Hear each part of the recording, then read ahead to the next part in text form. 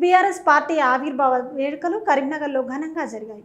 చింతకుంటలోని జిల్లా పార్టీ కార్యాలయంలో నగర అధ్యక్షులు చెల్ల హరిశంకర్ పార్టీ జెండా ఆవిష్కరించారు. ఈ సందర్భంగా జిల్లా ప్రజలకు, పార్టీ శ్రేణులకు ఆయన ఆవిర్భావ దినోత్సవ శుభాకాంక్షలు తెలిపారు. తెలంగాణ రాష్ట్ర తొలి ముఖ్యమంత్రిగా కేసీఆర్ ప్రజల కోసం అనేక సంక్షేమ పథకాలను అమలు చేశారని గుర్తు చేశారు. 2028 ఎన్నికల్లో బీఆర్ఎస్ పార్టీ అధికారంలోకి రాబోతుందని, మళ్లీ కేసీఆర్ సీఎం కావడం ఖాయమని స్పష్టం చేశారు. టీఆర్ఎస్ పార్టీ ఆవిర్భావ దినోత్సవ సందర్భంగా 25 సంవత్సరాలు పూర్తి చేసుకొని 26వ సంవత్సరాలకు అడిగిడిన తెలంగాణ రాష్ట్ర సమితి పార్టీ మరి సందర్భంగా అందరం కూడా పెద్ద ఎత్తున తెలంగాణ రాష్ట్రం అంతా కూడా ఒక ఇంటి పండుగలాగా బీఆర్ఎస్ ప్రజాప్రతినిధులు, నాయకులు, కార్యకర్తలతో పాటు మరి ప్రజలు కూడా ఇళ్ళ మమేకమై పెద్ద ఎత్తున ఇవాళ సంబరాలు జరుపుకోవడం జరిగింది. సందర్భంగా మా పార్టీ జెండాను ఆవిష్కరించడం కరీంనగర్ జిల్లా పార్టీ ఆఫీసులో చేయడం జరిగింది. మరి తెలంగాణ రావాలంటే ఒక పార్టీ ఉండాలి.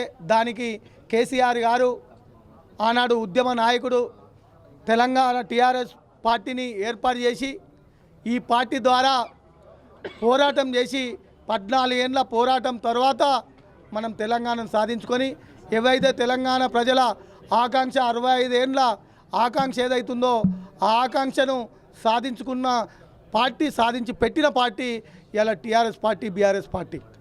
ఇలా కేసీఆర్ గారి నాయకత్వంలో ఈ పార్టీ 25 ఏళ్ళు 14 ఏళ్ళు మరి పోరాటం చేసి ఉద్యమం చేసి తెలంగాణ సాధించుకుంటే తెచ్చుకున్న తెలంగాణకు ఒక ఉద్యమకారుడే, ఉద్యమ నాయకుడే పరిపాలకునిగా 10 సంవత్సరాలు తెలంగాణ రాష్ట్రాన్ని భారతదేశంలోనే మొదటి రాష్ట్రంగా తీర్చిదిద్దిన ముఖ్యమంత్రి కూడా తొలి ముఖ్యమంత్రి మరి తెలంగాణ రాష్ట్రానికి కేసీఆర్ గారు.